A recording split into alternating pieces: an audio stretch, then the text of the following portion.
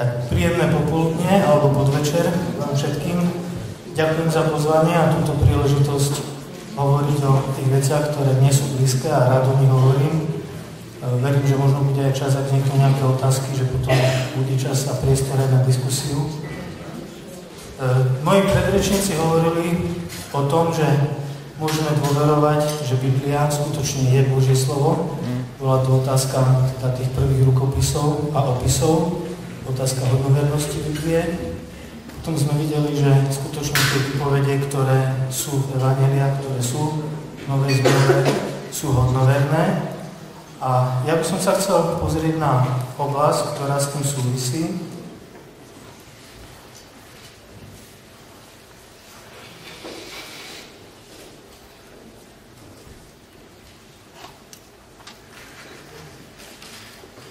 A súvisí to s výkladom. Lebo jedna vec je, že máme hodnoverné Božie slovo, k nám prichádza vo forme zrozumiteľnej reči, zapísanej, ktorá má svoju štruktúru, má svoju gramatiku, tie slova majú svoj význam, je tam nejaký syntax. A ten spôsob, ktorý si Boh zvolil, tak jasne vidíme, že v histórii nehovorí ku každému človeku jednotlivo, osobne, nejako vnútorne, ale čítame v Božom slove, že viera bola daná raz a navždy, bola daná svätým. Čiže Boh hovoril cez vybratých mužov, čítame v Božom slove, že mnoho raz a mnohým spôsobom hovoril Boh skrze prorokov a v poslednom čase k nám prehovoril skrze svojho syna, Pána Ježiša Krista. A to slovo teda k nám už prichádza zapísané. Lenže otázka je, ako ho vykladať. Viete, že určite to poznáte zo svojho života, že keď ste čítali Božie slovo, určite ste sa stretli s pasážami, kde ste sa zamýšľali, ako je to myslené. Rozumiem tomu správne? My vidíme, že keď chceme prijať zmysel z toho slova, ktoré má svoj obsah, tak musíme použiť niečo, čo nazývame výklad. A dôležité je, ale aby sme prijali výklad, ktorý má ten istý zmysel, ktorý do toho textu vložil autor. Aby sme si my ten text nevykladali inak, ako je zmysel, ktorý tomu textu dal autor. Vieme, že autor v tomto prípade je zvrchovaný Boh, je to večný stvoriteľ, všemocný, vševediaci, pravdivý, ktorý je láska, ktorý je pravda, ktorý je aj slovo. A to je dôvod, prečo si zvolil slovo, ako nám chcel odozdať tie pravdy, aby sme ich poznali.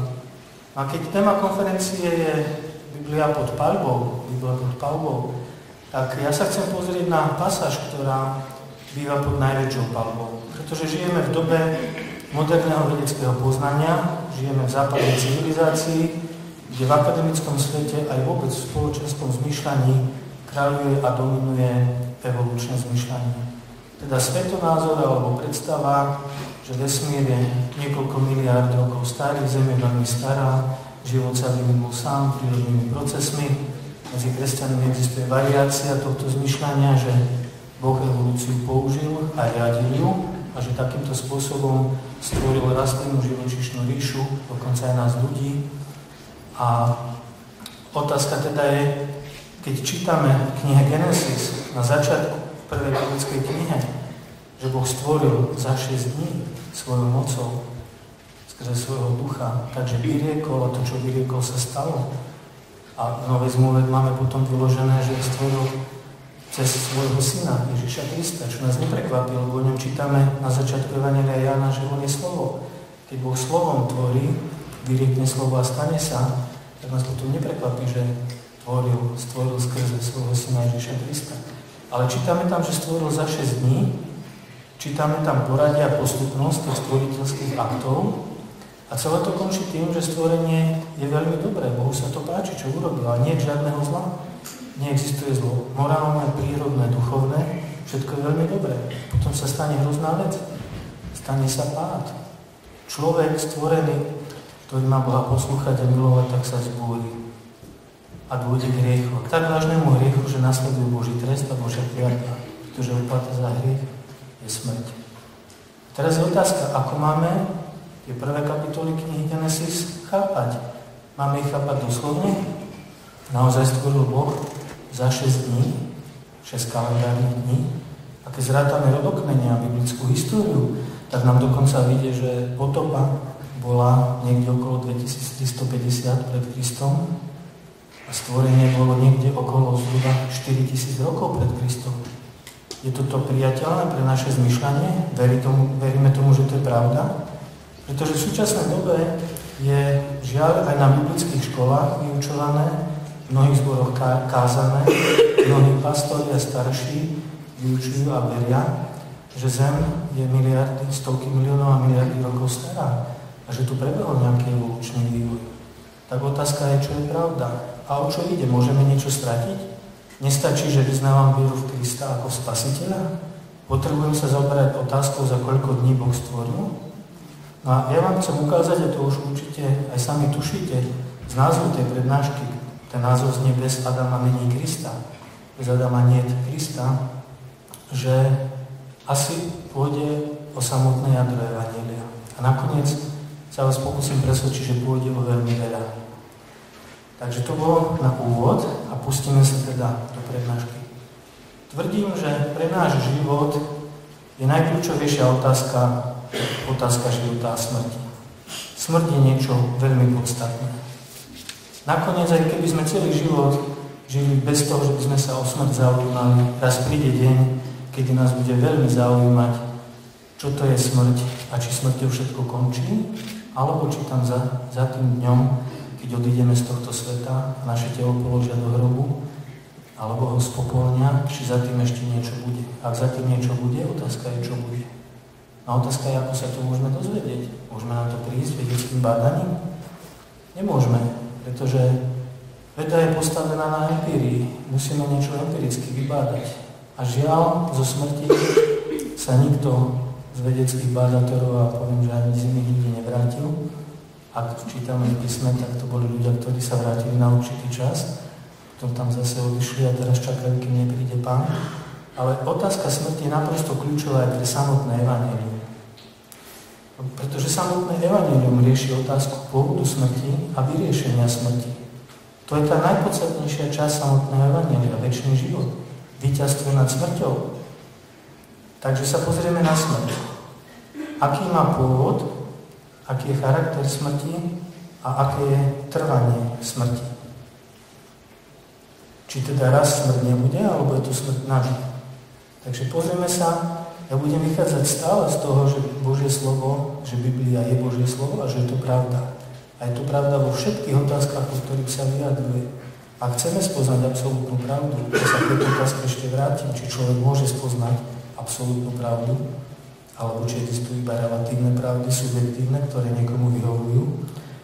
Ale ja budem celý čas vychádzať z toho, že Biblia je Božie slovo, že je pravda, a keď budem niečo tvrdiť, tak to budem tvrdiť na základe toho, že sa to dá oprieť o Bibliu. Že Biblia sa k tomu vyjadruje. A keď sa zaujímam otázku pôvodu smrti, tak pozrite, čo hovorí Božie slovo. Preto ako skrze jedného človeka vošiel hriech do sveta a skrze hriech smrť, a tak prišla smrť na všetkých ľudí, pretože všetci zhrešili. To epištola apoštola Pavla Rímskym, 5. kapitola, verš 12. Kapitolu ďalej vo verši 23 čítame, lebo odplatou za hriech je smrť. Smrť je dôsledok hriechu. Smrť nemá väčšinu existenciu sama od seba. A kde máme tú najkľúčovejšiu výpoveď o tom, aký je pôvod smrti? No na počiatku. A čítame v knihe Genesis, ale zo stromu vedenia dobrého a zlého nebudeš jesť, lebo toho dňa, ktorého by si jedol z neho, istotne zomrieš. Teraz si urobím taký malý prieskum, aby bolo pre mňa ľahšie ďalej hovoriť. Povedzte mi, ak teda ste slobodní sa odkryť, koľko z vás veríte, že toto skutočne dejine sa stalo? Dobre. A koľko z vás ste úprimne presvedčení, že je to len nejaký symbolický opis, ktorý nejakým len symbolickým opisným spôsobom vyjadruje realitu ľudského hriechu a odkiaľ to všetko pochádza? Je tu niekto taký medzi nami? Dobre, no tak dnes sa tu bude ľahko hovoriť, ale určite vás nemusím presvedčať, že väčšinový názor našej spoločnosti je, že tie pravdy, ktoré sú v knihe Genesis, sú len nejakým spôsobom symbolické alebo opisné, majú nejako vyjadrovať určité morálne pravdy, ale že v žiadnom prípade ich nemôžno brať ako doslovné dejinné skutočnosti. A to je dôvod, prečo žiaľ v dnešnej dobe aj mnohí kresťania opúšťajú doslovný výklad knihy Genesis a uchyľujú sa k rôznym iným interpretáciám alebo výkladom tých prvých kapitol knihy Genesis. Ale my vidíme z Božieho slova, že smrť tu nebola odvždy. Smrť má svoj pôvod. A svoj pôvod má v tom, že človek sa vzbúril, stvorený človek, prvý muž Adam, a Boží výrok súdny, pretože Boh je spravodlivý a je svätý, a pretože odplatou za hriech je smrť, tak bol to, že prišla smrť a prišla kliatba do celého tvorstva. Preto aj zvieratá, ktoré nezrešili, zomierajú. Preto zvieratá medzi sebou sa žerú a trhajú. A to tak nebolo. To nebol súčasť stvoriteľského plánu, keď všetko bolo veľmi dobré. Ale podľa svetského svetonázoru, čo je v súčasnosti bežný moderný svetonázor našej spoločnosti v Európe, v Severnej Amerike, smrť existuje odvtedy ako prvý život. Smrť je neoddeliteľná súčasť života. A dokonca je to hnací motor evolúcie. Bez smrti nemáme evolúciu, pretože tu musí byť boj o prežitie, snaha získať výhodu oproti iným tvorom a živočíchom, ktorá sa potom dedí geneticky a prebieha prirodzený výber v prírode. Bez smrti by evolúcia neprebiehala. Že vidíme, ako ostro proti sebe stoja tieto dva svetonázory. To sa nedá zlúčiť, to sa nedá harmonizovať. Buď jeden bude pravdivý nakoniec, alebo druhý. A ak by mala byť evolučná teória pravdivá, ak naozaj tu boli stovky miliónov rokov evolučného vývoja, kedy začíname, že z chemikálií sa vyvinie prvý život, primitívny na úrovni jednobunkovca nejakého, a potom sa vyvíjajú mnohobunkovce a celá rastlina živočíšna ríša, tak tí jednotlivci stále vyvíjajú. Z posledného záznamu, ak by to mal byť záznam evolúcie, tak vieme, že tam boli rôzne choroby medzi tými živočíchmi. Tak ale potom smrť bola prítomná stovky miliónov rokov, predtým, ako prichádza na scénu človek. Nie už by bol Bohom stvorený, vsadený do toho evolučného vývoja, alebo by sa vyvinul z do oba. No ale to je v nezmieriteľnom rozpore s Božím slovom. Tak buď tu smrť bola počas evolúcie pred človekom, alebo smrť prišla ako Boží trestný zásah na vzbúru človeka. Nemôže byť oboje pravda, ale jedno z toho môže byť pravda. Pozrime sa, aký charakter je smrti. Smrť podľa písma má 3 roviny. Duchovná smrť, čítame v liste Efeským a v liste Kolosenským, že sme boli duchovne mŕtvi pred obrátením. Aj vás, ktorí ste boli mŕtvi vo svojich previneniach a vo svojich hriechoch. Duchovne sme boli mŕtvi. To je veľmi vážna vec. To znamená, keď sme boli duchovne mŕtvi, tak čo do duchovných vecí sme boli na tom asi tak, ako keď Lazar ležal v hrobe. My sme sa dnes o tom s jedným bratom rozbavili pri obede. Keď Lazar ležal v hrobe, mohol prísť ktorýkoľvek jeho kamarát a povedať: Lazar, neblbni, už stačilo, dosť bolo, už tam ležíš 4 dní, už ti hnie mäso, opadáva ti na niektorých častiach, už fakt bolo dosť, vylez von, vidí von, pôjdeme na pivo alebo na prechádzku. No reagoval by Lazar? Nie, pretože je mŕtvola. A ak my sme boli duchovne mŕtvi pred obrátením, tak nám všetky veci Božieho slova, Božej vôle, poslušnosti, veci viery, veci evanjelia, nič s nami nemohli urobiť. Už sme boli duchovne mŕtvi. A preto potom aj v liste Korinským čítame, že telesný človek, a to sme boli každý jeden z nás pred obrátením, nechápe veci ducha Božieho, lebo sú mu bláznovstvom. A nemôže ich poznať, lebo sa majú duchovne posudzovať. Som duchovne mŕtvý, nemôžem duchovne posudzovať. Ak som fyzicky mŕtvý, nemôžem si vychutnávať zákusok alebo rezeň, lebo som mŕtvola. To je veľmi vážny stav. Božie slovo hovorí, že my sme sa takýto narodili, boli sme takýto do svojho obrátenia. Ďalšia rovina, a preto o nás Božie slovo hovorí, že sme boli ďalekí, že sme boli bez Boha na svete, cudzí zasľúbenia, odsudzení od zmluv. Nič Božie dobre sa na nás nevzťahovalo. Len Božia dobrota, že dáva dážď na bezbožných aj na pobožných, ktorá nám mala ukázať, že Božia dobrota nás vedie ku pokániu a mala nás priviesť ku pokániu. Takže jedna rovina je duchovná smrť. A tá prišla, keď Adam zhrešil. Fyzická smrť. List Židom hovorí, ako je uložené ľuďom raz zomrieť a potom súd. Viete, medicína sa môže síliť a snažiť sa predĺžiť ľudský život. My sami môžeme sa snažiť o zdravú výživu, o dobrý životný štýl, vyhýbať sa stresu, športovať, ale každý jeden z nás raz musí zomrieť. Neviem, či tomu veríte, ale tomu neunikne ani jeden človek. Raz musí každý jeden človek zomrieť. A prečo? Ale to nie je tak, že raz, ale my zomierame od narodenia. Viete, keď je tam napísané v knihe Genesis, že neviem, ako je to v českom preklade, niekto možno keď nájde, tak na mňa zakričte, ale v slovenskom preklade máme istotne zomrieš. Ale tam je v pôvodnom jazyku slovo, ktoré má v tom koreni toho slova je dvakrát, ako keby slovo zomrieť, a niektorí biblisti to prekladajú, že zomierajúc zomrieš. To znamená, od momentu, kedy Adam zhrešil, naštartoval sa proces zomierania.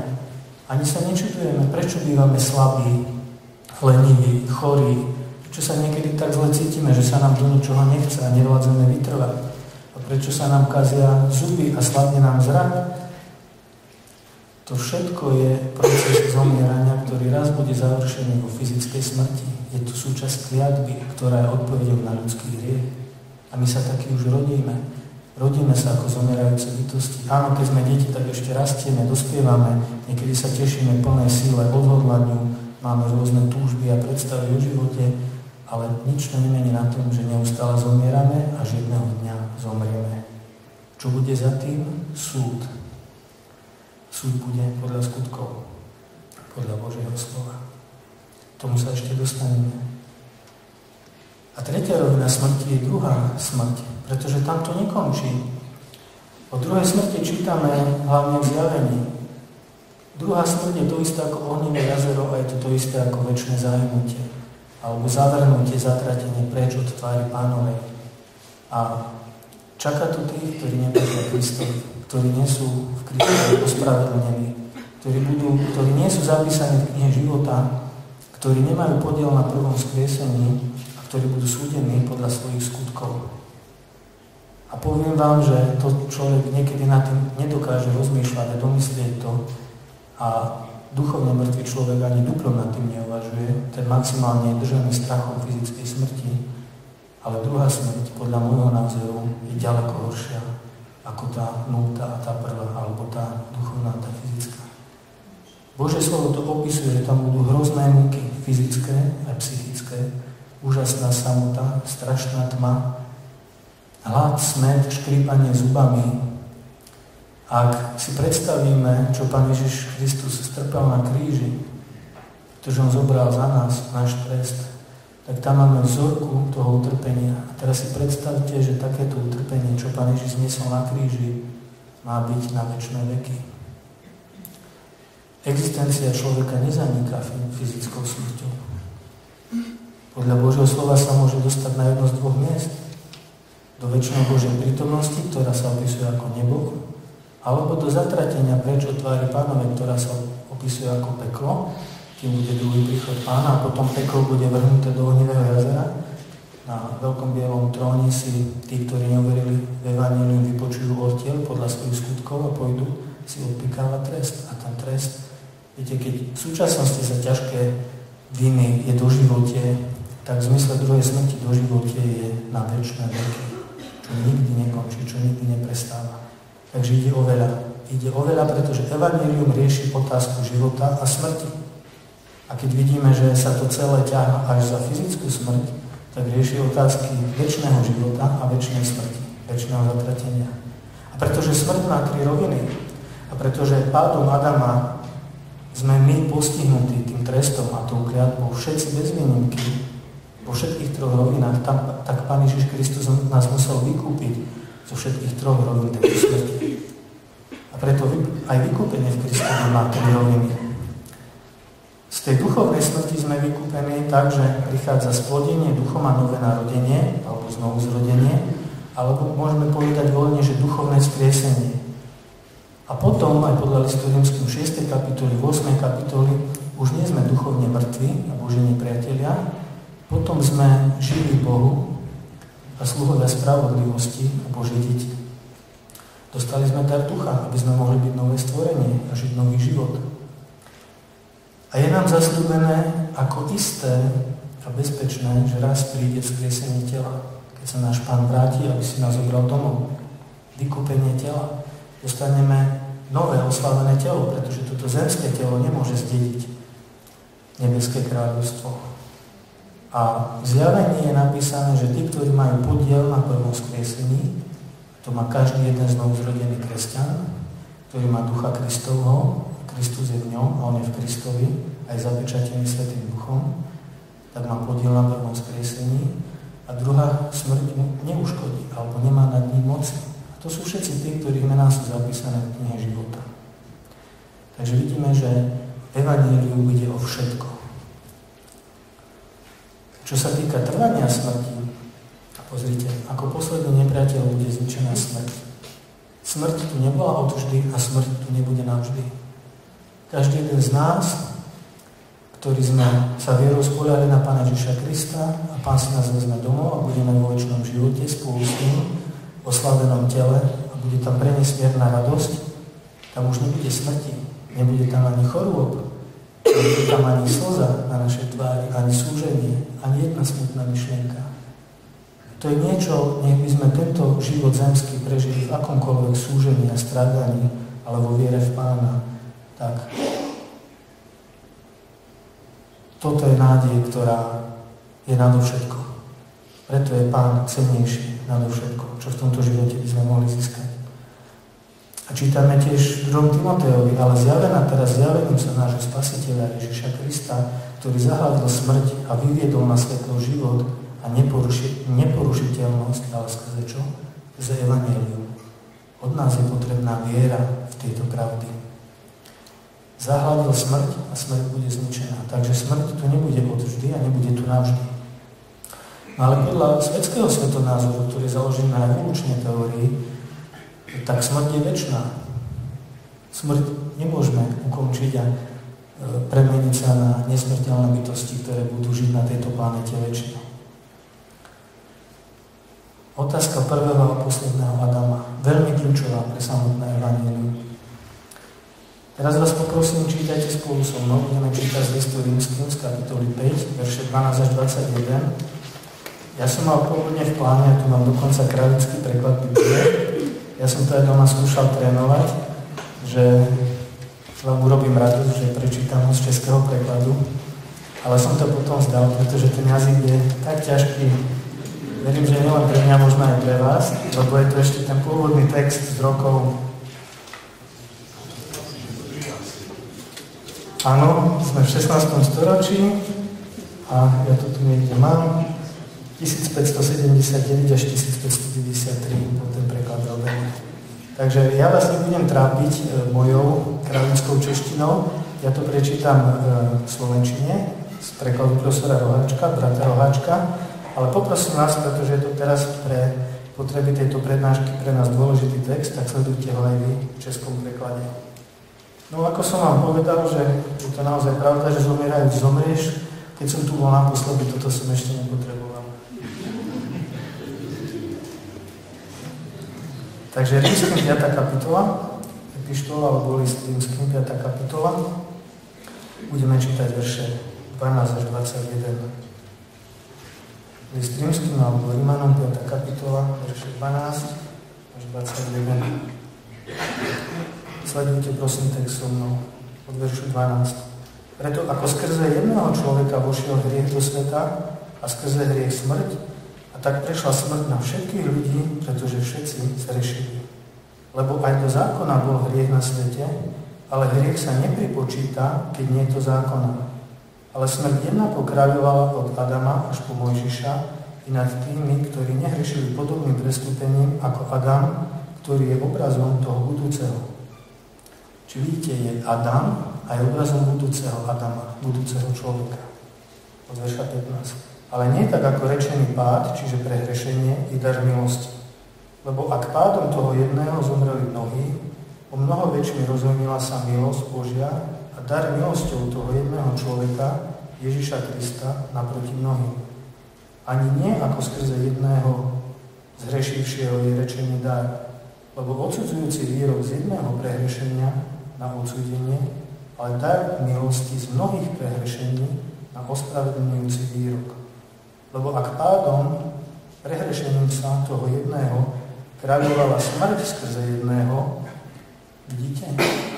Jedno prehrešenie prvého človeka a smrť kráľuje na celej planete, aj v našich životoch. Lebo ak pádom prehrešením sa toho jedného kráľovala smrť skrze jedného, je o mnoho istejšie, že tí, ktorí dostávajú hojnosť milosti a daru spravodlivosti, budú kráľovať v živote skrze toho jedného Ježiša Krista.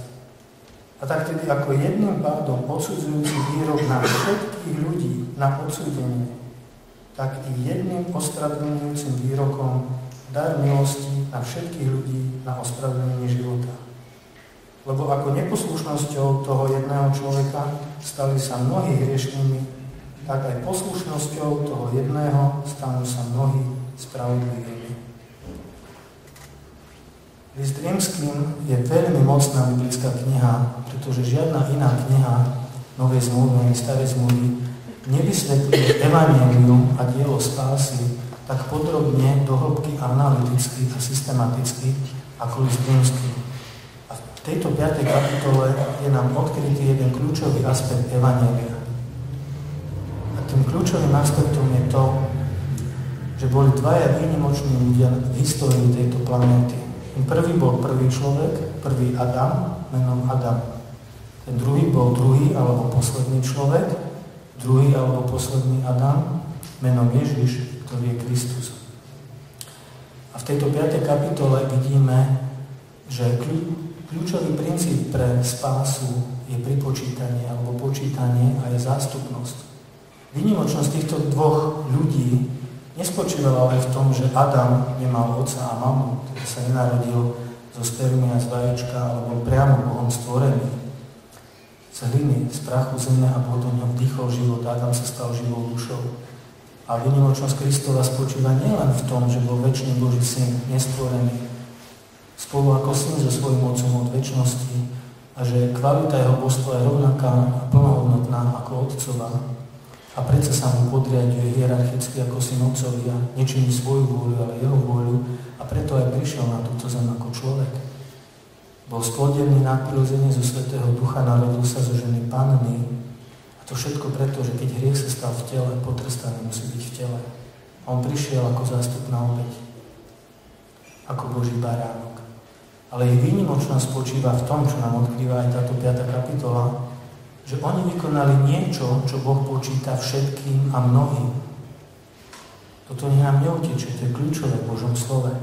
Adam vykonal niečo, konkrétne vzburu a pád do hriechu, čo ovplyvnilo všetkých, ktorí sú v ňom. A kto sú všetci, ktorí sú v ňom a mnohí, ktorí sú v ňom?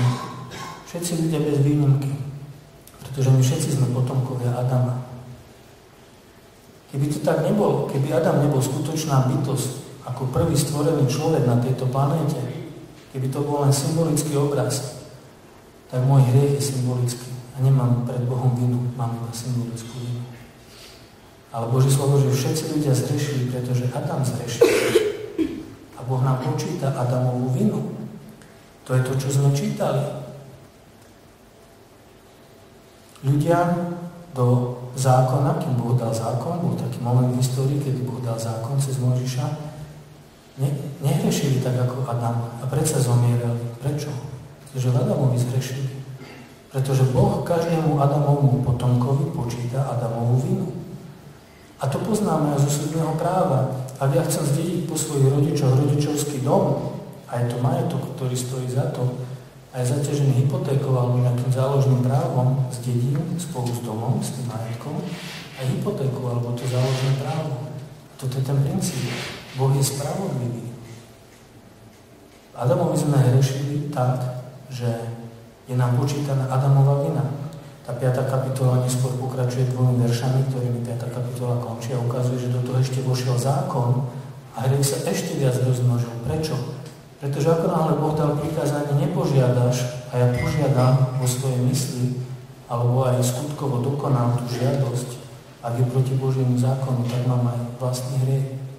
Tak máme dvojnásobný problém, my ľudia. Máme Adamovú vinu, za ktorú je trest smrti, vo všetkých troch rovinách, a máme od svojho detstva, a ja sa nebudem povedať od svojho narodenia, nahrešené svojimi vlastnými hriechmi, svojim sebectvom, svojim egoizmom, svojimi zlými žiadosťami a svojimi zlými skutkami proti Božiemu zákonu, ktorý pohanom bol daný ako svedomie a židovskému národu ako Mojžišov zákon.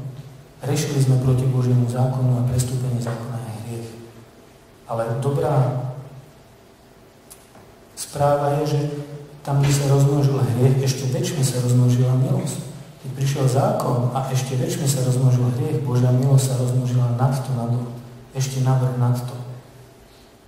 A ešte lepšia správa je v tom, že Pán Ježiš Kristus, keď prišiel, tak vykonal dielo, ktoré mohol vykonať len on, a vykonal ho sám, bez našej pomoci a bez našej spolupráce, ale to dielo je počítané nám, ak v neho veríme.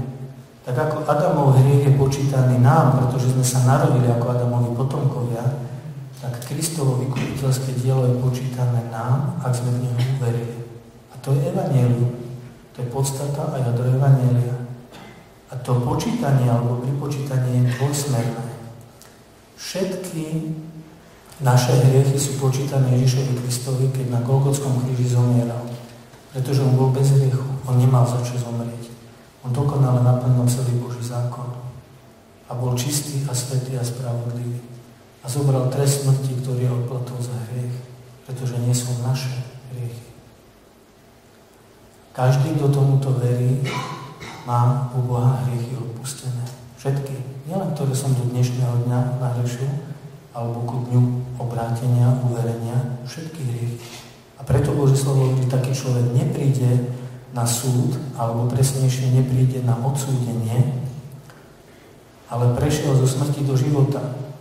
Nie, že raz sa ukáže a možno prejde zo smrti do života. Už prešiel zo smrti do života. A lepšej správy nie na svete. To je evanjelium.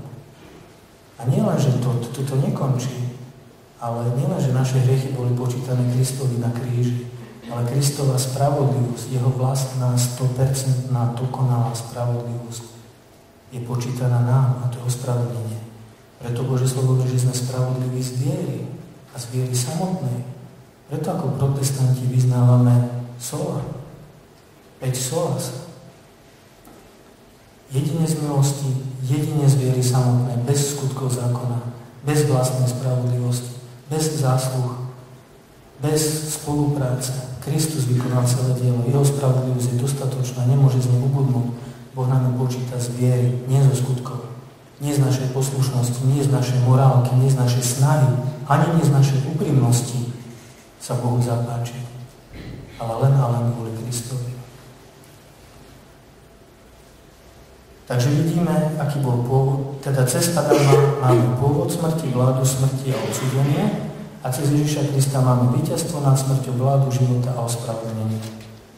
A to je to najpodstatnejšie z celého evanjelia. To je to jadro evanjelia. Takže keď smrť mala 3 roviny kvôli hriechu, tak aj vyriešenie hriechu musí mať 3 roviny a to sme už videli.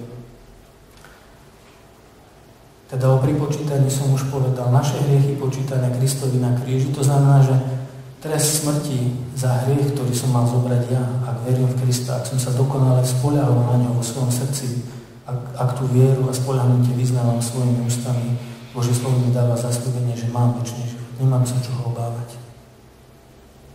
Nemusím sa už obávať trestu. Trest už zobral Kristus namiesto mňa. Boh netrestá ten istý hriech 2-krát.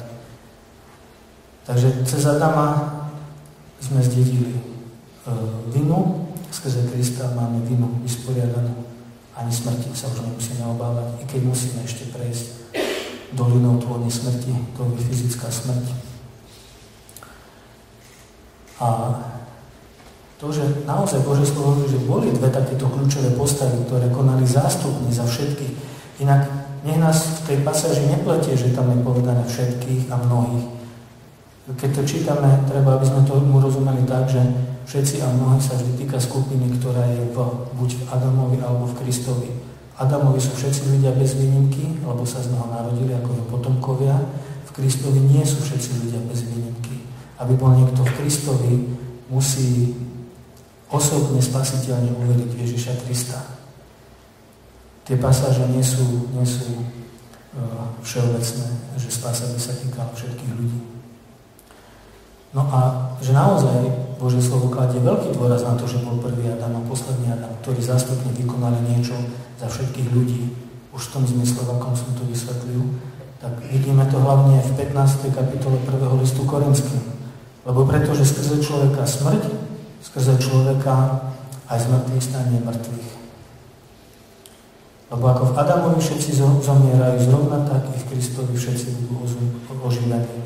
Rozumieme, všetci, ktorí sú v Kristovi, budú oživení. Tak je napísané, prvý človek Adam stal sa živou dušou, posledný Adam oživujúcim duchom. Prvý človek zo zeme zemský, z hliny, druhý človek pán z neba. Aký bol ten zemský, taký aj všetci zemskí, aký ten nebeský, taký aj všetci nebeskí. Ako sme niesli obraz zemského, tak poniesieme aj obraz nebeského. Keď vôjdeme do večného života, ak patríme Pánovi, tak nám nebude vrátené takéto telo zemské, ktoré by sa stalo nesmrteľným. Dostaneme niečo oveľa, oveľa lepšie. Takže verím, že sa na to môžeme tešiť, ak patríme Pánovi. Ak niekto nemá istotu, či Pánovi patrí a či má večný život, tak potrebuje uveriť tomu, čo je v 5. kapitole listu Rímskym. Že Kristus je Boží syn, ktorý sa stal človekom, aby na ňom v tele bol potrestaný hriech. Pretože Boh je spravodlivý. Ani jeden hriech nemôže ostať nepotrestaný. A preto zástupne Pán Ježiš Kristus zobral trest smrti. A zástupne pre nás vydobil spravodlivosť. Pre postavenie spravodlivého pred Božou tvárou. Lebo iba spravodlivý a bez hriechu môže vôjsť do večného života. Preto to nemôže byť z našej vlastnej spravodlivosti, lebo nikto z nás nedokáže naplniť Boží zákon do bodky a dokonale. To dokázal len Pán Ježiš Kristus. Ale pozrite sa, čo učí evolučná teória. Neexistuje prvý človek Adam. A ako by aj mohol, keď sme sa postupne vyvinuli z ľudovopa, z ktorého sa vyvinula po jednej vetve opice a po druhej vetve človek. A toto nás budú učiť na stredných školách, na univerzitách, tomuto veria vedci s mnohými titulmi, akademici, ktorí pracujú na ústavoch biológie, paleontológie a neviem čoho všetkého. Jednoducho sme sa vyvinuli. Neexistuje prvý stvorený človek. A žiaľ existuje obdoba, pretože pre kresťanov neexistuje možnosť, že evolúcia prebehla bez Božieho riadenia, pretože s tým aj samotná evolúcia má veľký problém. Ešte ako tak by vedeli stráviť evolúciu z chemikálií na prvú bunku a potom na živočíšnu ríšu, ale ako vysvetlíte pôvod svedomia, morálky, etiky, abstraktného zmýšľania, vôle človeka, zmysel pre estetiku, dušu samotnú. Ak začíname na počiatku vesmírom, ktorý je uzavretý systém a sú tam len elementárne častice, hmota, energia, prírodné zákony, a nie je tam myseľ, nie je tam vôľa, nie je tam plán, a končíme evolúciu s tým, že tu máme živé bytosti, ako je človek, ktoré má cítenie, vnímanie, schopné milovať, má sebareflexiu, má abstraktné myslenie, má nejaké morálne kategórie a nakoniec nemálo ľudí na celej planéte má nejakú náboženskú vieru, ktorá väčšinou sa upiera k tomu, že nad nami existuje vyššia bytosť. Tak to sa kde vzalo? Toto samotná evolúcia s tým má obrovský problém. Tá ateistická, tá materialistická. A žiaľ, čo urobili kresťania v modernej dobe, kapitulovali pred radiometrickým datovaním a tvrdeniami, že Zem je miliardy rokov stará. Kapitulovali pred tvrdeniami, že veda dokázala, že evolučná teória je pravdivá. Ona nie je ani pravdivá, nie je ani vedecká a nie je to ani teória. Je to hypotéza, ktorá má ideologický a náboženský charakter a prijíma sa vierou v konečnej miere. K tomu sa ešte dostanem. Ale kresťania žiaľ predtým kapitulovali, dnes sa evolučná teória učí ako pravda na seminároch biblických a veľakrát sa káže aj v zboroch, že knihu Genesis, tie prvé kapitoly musíme brať na symbolické obrazne. A tak čo urobili? Urobili takú zmiešaninu, taký paškvil, že zapojme do toho Boha, lebo Boha nemôžeme vylúčiť predsa ako z toho obrazu. pretože Boh existuje, no tak Boh stvoril tak, že riadil evolúciu a pretože v tom čase, keď bola napísaná Biblia, tak ešte nemali to vedecké poznanie, ktoré máme dnes, tak Boh zvolil taký symbolický opis, aby tomu ľudia mohli rozumieť. Ale nie je to doslovná pravda. No ale je obrovský problém. Ak prvé kapitoly knihy Genesis sú obrazné, symbolické a nie sú doslovné, tak potom neplatí, že smrť prišla ako odpoveď na ľudský hriech. Pretože smrť je súčasťou evolučného vývoja. A nemám prvého Adama. A čo potom urobím s 5. kapitolou listu rímskym, ktorá je jadro a podstata Evanjelia? Lebo ak je prvý Adam symbolický, tak není aj druhý a posledný Adam symbolický. Ak pôvod smrti je symbolický a nie dejiny nereálny, dejiny skutočný, je potom zahladenie smrti reálne? Mám očakávať, že naozaj bude vzkriesenie z mŕtvych? Je večný život reálny? Alebo je to len nejaký symbolický opis, ktorý má priviesť človeka, zmotivovať ho k lepšej morálke? Božie slovo hovorí, ak nie z mŕtvych stania z mŕtvych, tak sme ako kresťania biednejšie od všetkých ľudí. Potom radšej jedzme, pijme, hodujme, užívajme si, hrežme, lebo život je krátky a raz skončí. To je posolstvo 15. kapitol 1. listu Korinským. Ak len v tomto živote sa nádejeme na Krista, pre zemský život, tak sme biednejší od všetkých ľudí. Potom bezbožníci a ateisti sú na tom lepšie, lebo si užívajú ten život naplno. Rozumiete, koľko veľa je v stávke? Celý obsah kresťanskej viery je v stávke.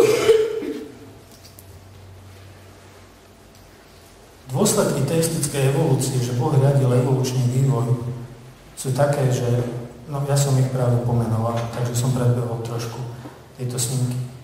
Ak strácam vieru v prvého Adama a v pôvod smrti, tak strácam vieru, že naozaj bude vzkriesenie z mŕtvych a bude večný život. A že Kristus ako druhý a posledný Adam bol reálny. Ak je prvý Adam symbolický opis, kde nájdem záruku, že druhý Adam je reálny a nie je to tiež len symbolický opis? V stávke je kompletne celé evanjelium. A tá prepojka je pôvod smrti, zahladenie smrti a prvý Adam a posledný Adam Ježiš Kristus. A tá paralela už ani nemôže byť tesnejšie vyjadrená, ako je v Rímskym 5 a v 1. Korinským 15. kapitole. Tam nás to nepustí. Tam sa roztrieskajú akékoľvek kompromisy. No ale potom dôsledok je taký, že akákoľvek forma evolúcie, a je úplne jedno, či to bude teistická evolúcia alebo progresívne stvorenie, že bežali tie stovky miliónov rokov a Boh vkladal jednotlivé zázračne nadprirodzene stvorené druhy v tom poradí, ako ich máme vo fosílnom zázname. Je to proste nezlučiteľné s evanjeliom. A celé sa to láme a roztrieska na otázky smrti pred pádom do hriechu a na otázky neexistencie prvého a posledného Adama. A trošku si to vizuálne, graficky si to znázorníme, tie dva scenáre. Biblický svetonázor máme stvorenie z ničoho, nie z vopred väčšine existujúcej hmoty a energie, z ničoho, za 6 kalendárnych dní. A proces, Boh povedal a stalo sa. Boh povedal, nech je svetlo, svetlo dovtedy nebolo, odkedy to Boh vyriekol, svetlo existuje. Preto čítame v Božom slove, že svojím slovom povoláva veci do existencie. Volá to, čo nie je, ako čo by bolo. On to učiní, on to stvorí tak, že vyriekne, že stane sa. A to sa stane a veci, ktoré neexistovali, existujú. Veci ako vesmír, živé bytosti, svojím slovom a mocou ducha, nie prírodnými procesmi evolučnými. A z rodokmeňov vieme, že to bolo 4000 rokov pred Kristom. Alebo pred našim letopočtom by niekto povedal. Bol svet do potopy, je terajší svet a potom bude ďalší svet, nové nebo a nová zem. Ale evolučný svetonázor hovorí, na počiatku bola singularita, alebo väčšine existujúca hmota a energia, prasklo vákuum, vyrojili sa elementárne častice, vyvíjali sa na plyn, molekuly, neskôr prach, galaxie, hviezdy, slnečné, planetárne sústavy na planete Zem, 4,6 miliardy rokov evolučného vývoja a pred zhruba 3 miliardami rokov sa naštartovala chemická evolúcia a biologická evolúcia života. Aký je koniec? Žiadny večný život, žiadne nové nebo, nová zem, tepelná smrť vesmíru. A pre jednotlivca, keď zomrie, nič viac neexistuje. Duša nepokračuje, bytie je anihilované, proste bytie človeka zaniká. To už len keď sa na to pozrieme, tak mi teraz prosím vás povedzte, ako sa tieto dva svetonázory dajú zlúčiť do jedného, nazva to teistická evolúcia, že Boh zriadil evolúciu. Sú tu vôbec nejaké styčné plochy, dá sa to nejako urobiť? Nedá. A ja tvrdím, že dokážem si vážiť ateistu, keď je hlboko presvedčený o svojom svetonázore, lebo je konzistentný. Dokážem si vážiť biblického kresťana, pretože odvíja všetko od Božieho slova, ale absolútne nedokážem pochopiť, ako môže niekto zastávať postoj teistickej evolúcie, pretože sa nedá udržať ani z vedeckého pohľadu, vonkoncom nie z teologického pohľadu, pretože sa láme na 5. kapitole Rímskym, na 15. kapitole 1. listu Korinským. Na začiatku som nastavil takú provokatívnu otázku. Môžeme my ako ľudia spoznať absolútnu pravdu? Dá sa to vôbec?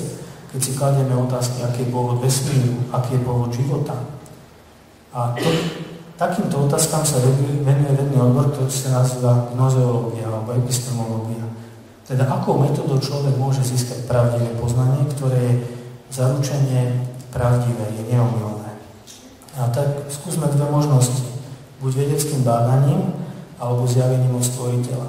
A keď teda sa pýtam vedeckým bádaním, tak mám konkrétne na mysli otázky, ako je pôvod vesmíru, história vesmíru, pôvod života a história života. Nie otázky, ako je elektronika, diagnostika v medicíne a tak ďalej. Lebo existuje operatívna veda. Ale ak sa zaujímame o otázku pôvodu, tak hovoríme o paleovedách. No a pozrite sa, Božie slovo má odpoveď na túto otázku. Božie slovo hovorí, vierou rozumieme, že sú veky, mohli by sme preložiť aj svety, svet so svojou érou, svet do potopy, terajší svet, potom, keď bude nové nebo, nová zem, sú ustrojené slovom Božím. Ako sú ustrojené? Ako vznikli? Prírodnými procesmi? Nie. Slovom Božím. Boh vyriekol a stalo sa. To je jeho atribút. To je Boh, v ktorého veríme, ktorý povie a stane sa.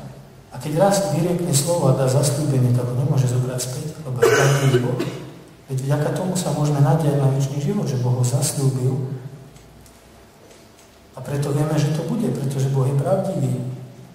Áno, i tomu, že nie z viditeľných vecí postalo to, čo sa vidí. A tiež čítame, viera je podstatou toho, na čo sa človek nadieje, ale to nie je všetko. Je presvedčením o veciach, ktoré sa nevidia.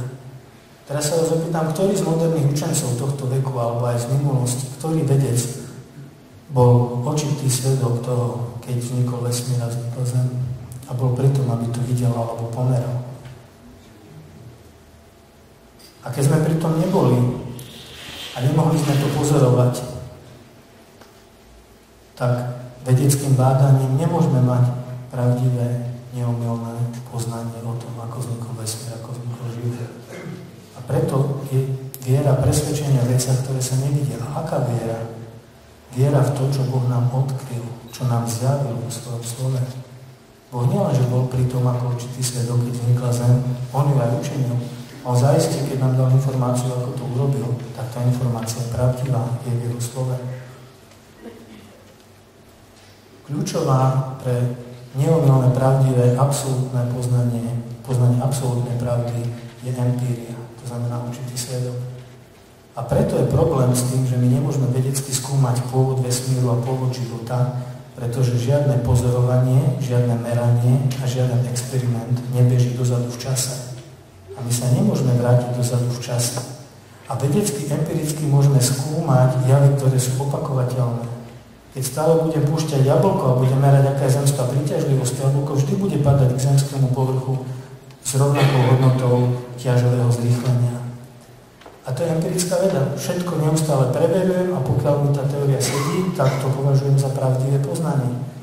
Ale pôvod vesmíru, pôvod Zeme, pôvod života sa udial raz a neopakuje sa. A bol dávno, aby sme tam neboli, aby sme ho pozorovali. A to je veľmi pádny argument. Preto sa Boh, nie Job, pýta Joba, ale skrze Joba aj nás všetkých ľudí, kde Kde si bol, keď som zakladal zem? Poznám, až znáš rozum. Môže Job vedieť o tom, ako to bolo, keď Boh tvoril? Môže, ale iba z Božieho slova. To znamená, Boh musí oznámiť človeku a nie, človek na to nemôže prísť sám. A preto z písma prijímame vierou to, ako Boh stvoril, kedy Boh stvoril a akou metódou Boh stvoril.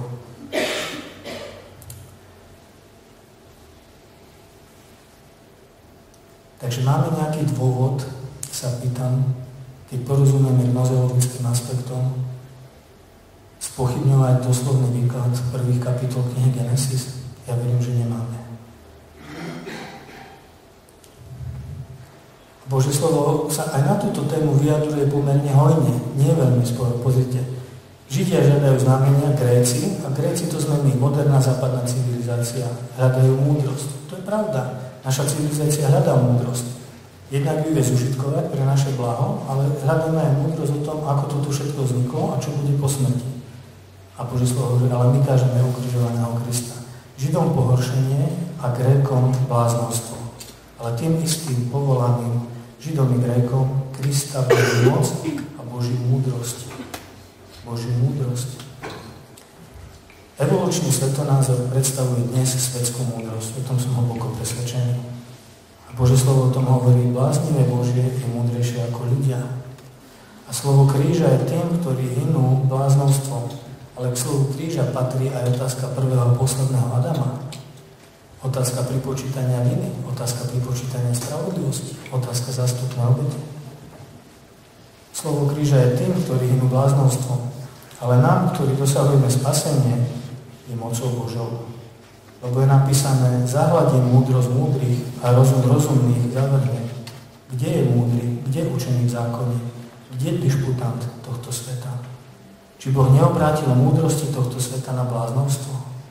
Lebo keď v múdrosti Božej svet skrze múdrosť nepoznal Boha, zalúbilo sa Bohu skrze bláznovstvo kázne spasiť veriacich.